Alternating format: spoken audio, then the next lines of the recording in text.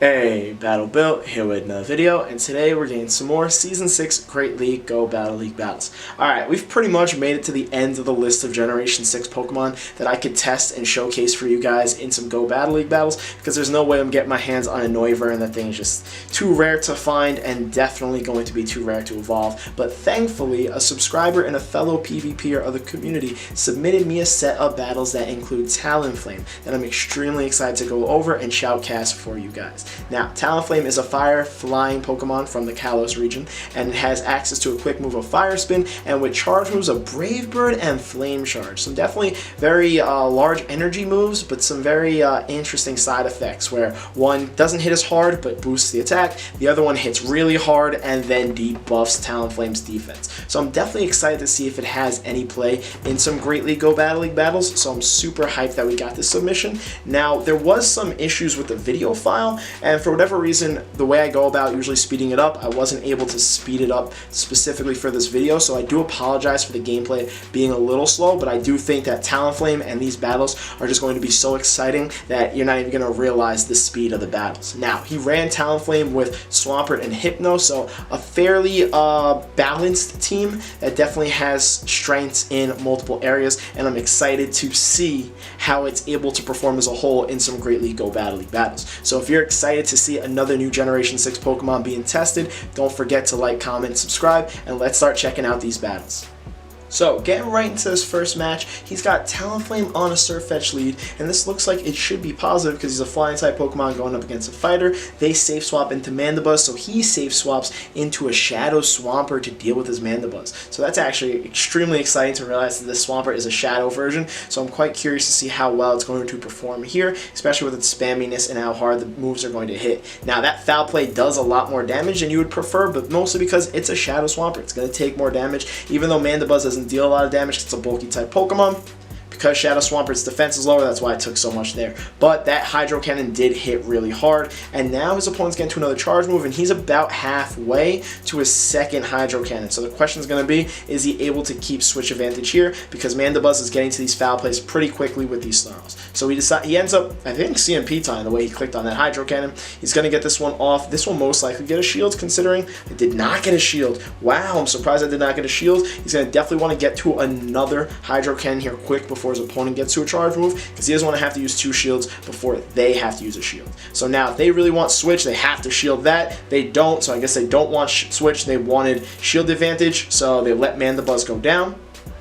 But Swampert is still here, and he does have switch advantage still, which is key, because ooh, the Swampert just fell short of that Hydro Cannon. That's actually extremely unfortunate in this situation, because it would have definitely gotten a shield from his opponent. I mean, I thought he was going to get a shield before, but that one I promise would have if he was able to get it off. Now, the Surfetch is throwing a charge move. Night Slash came through. That did more damage than you would prefer to see, so Talonflame seems to be a bit on the glassy side. I know Surfetch is glassy in its high attack, so it was dealing a lot of damage there regardless. He gets off the Flame Charge, finally gets a shield, but now that Flame Charge boosts the Talonflame's attack. So the question is, do you commit? He's committing both shields to, oh no, he's committing the second shield to the Talonflame here.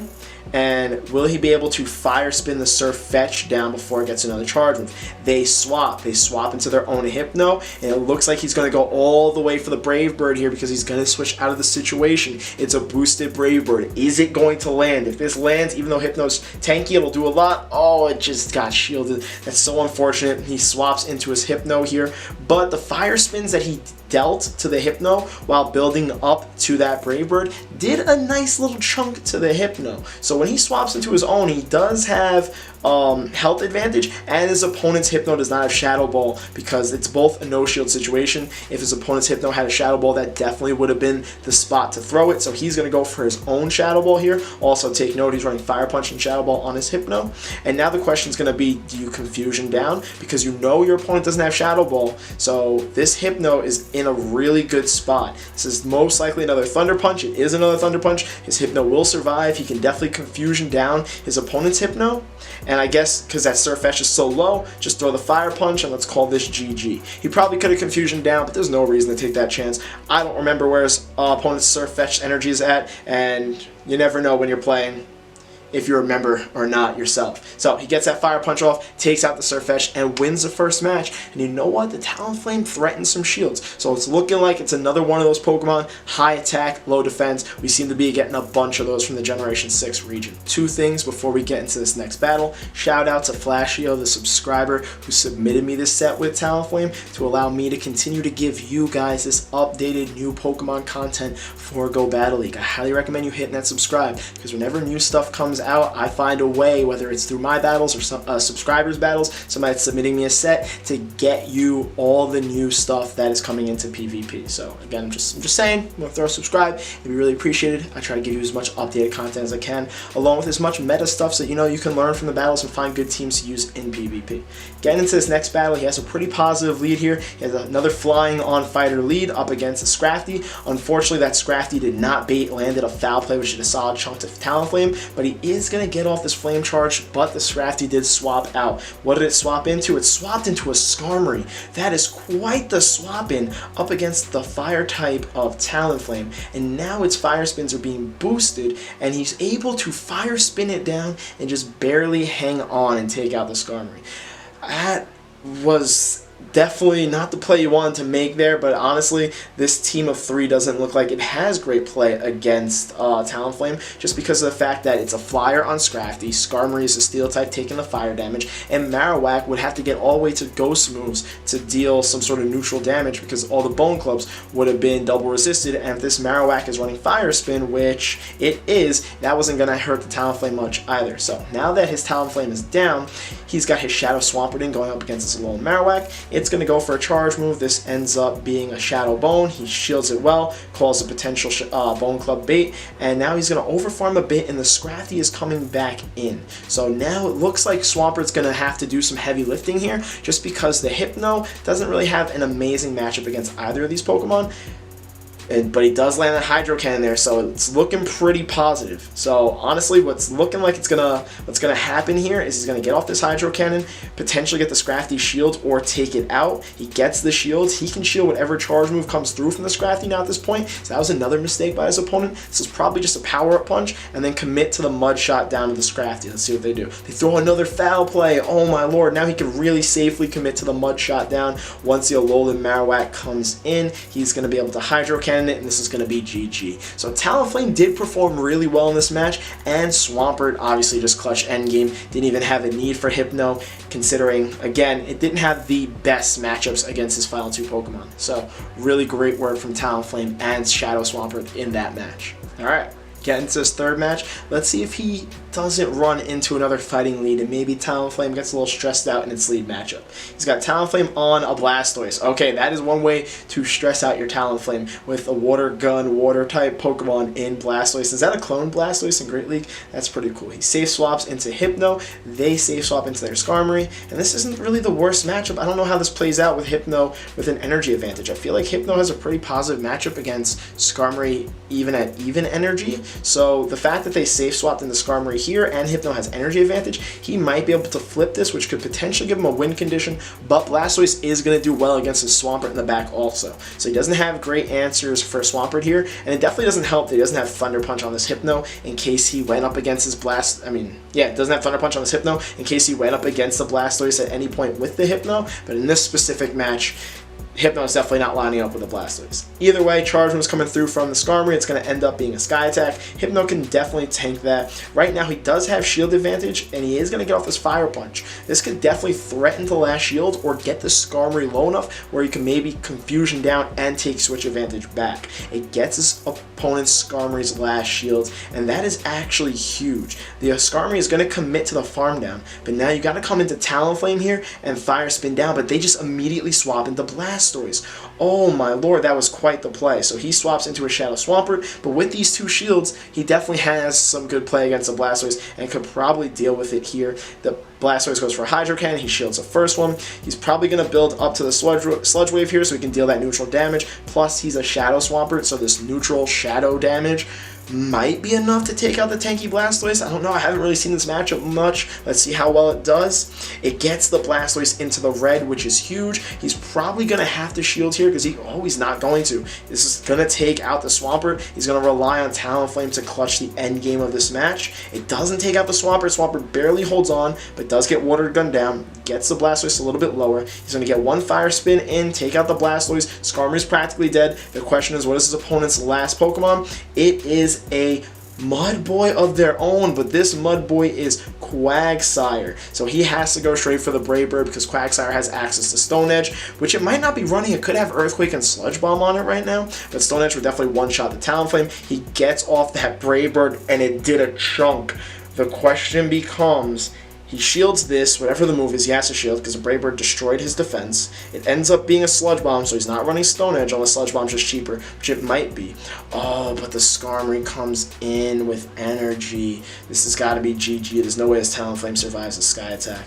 That's unfortunate. Honestly, I'm not sure what another way he could have potentially played this out as, but his opponent had double water. One of them was water ground, so it didn't give his Talonflame a lot of opportunities to have success there. But Talonflame, you know, it did as much as it could, and that Brave Bird hit hard. I do really like that Talonflame has another move that's, I mean, it's typing flying. It doesn't have just pure fire moves, but it has something that can at least do solid damage to its weaknesses, like we just saw in that match when he threw the Brave Bird.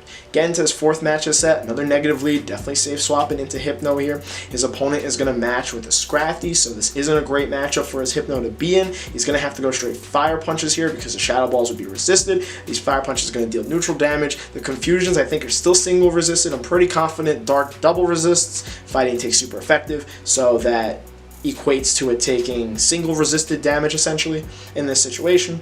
And now he's gonna, I guess, have to try and call the power-up punches. He's not shielding or committing to the Hypno. He does call the power-up punch there, which is huge. Instead of trying to shield a potential foul play, he's over-farming, going for the fire punch here. I don't know if the over-farm was the best play, but he is gonna let another charge move go through. Is it going to be another power-up punch? Ends up being the foul play, boosted foul play, and unfortunately Hypno cannot survive it. So he comes back in with Talonflame. He looks like he might want to commit to a complete fire spin down of this Scrafty. He has to shield whatever this move is. His opponent probably knows it and is going to go for the power-up punch here. No, they go straight for the foul play, which makes that a positive because the counters that are going to come through afterwards are not going to deal boosted damage, and he's going to commit to a complete fire spin down of the Scrafty.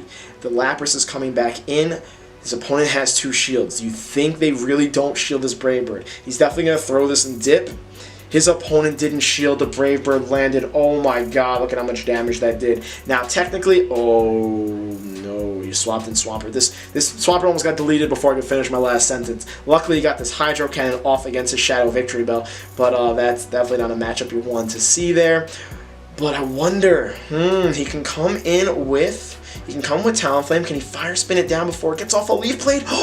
He might have a play here. He might have a play against this Lapras. He throws a Flame Charge. Now, the reason why this is a good idea, even though his opponent has two shields and is obviously going to shield it, is because Flame Charge is going to boost the Talonflame's attack. So these fire spins that are going to come through are going to deal neutral damage. And the question becomes, after he shields this Surf that comes through, does the Lapras have enough energy to get to another charge move, or is he going to be able to fire spin it down? Because again, Lapras is ice and water, so it's taking neutral damage from this.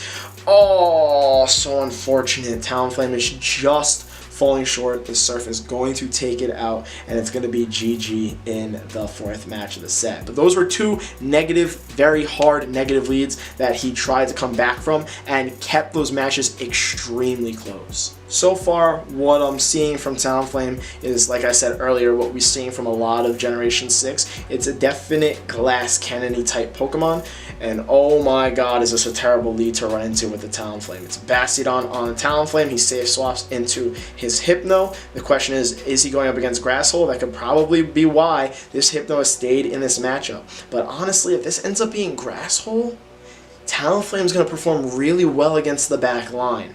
So let's see how his opponent decides to play around this. There's no reason to go for the flamethrower there. If you're running the Bastiodon, you throw the Stone Edge in the neutral matchup, it gets stabbed, it does more damage. He's over farming quite a bit. I think that confusion took him a little bit over the 100 energy, so he has to be a little bit more careful with his energy there. Probably should have just gone for the Shadow Ball. I doubt this Bastiodon shields. The Bastiodon shielded! Oh, because he farmed up so much energy there, worried about a Focus Blast. Okay, smart play. Really smart play there by Flashio. I respect it. He's going to let this charge move come through. This is probably going to be a Stone Edge. They're still going for flamethrowers. I really don't know why they're going for flamethrowers. But regardless, Stone Edge wouldn't have taken out the Hypno here. But he's still able to get to the Shadow Ball. It'll do a nice chunk. Imagine he got the second shield. That'd be crazy. Does a nice little chunk. Puts the Bastiodon in the yellow. But now, I wonder how he's going to try and play around this poor lead. I hope... Ooh, the Hypno, unfortunately, gets smacked down.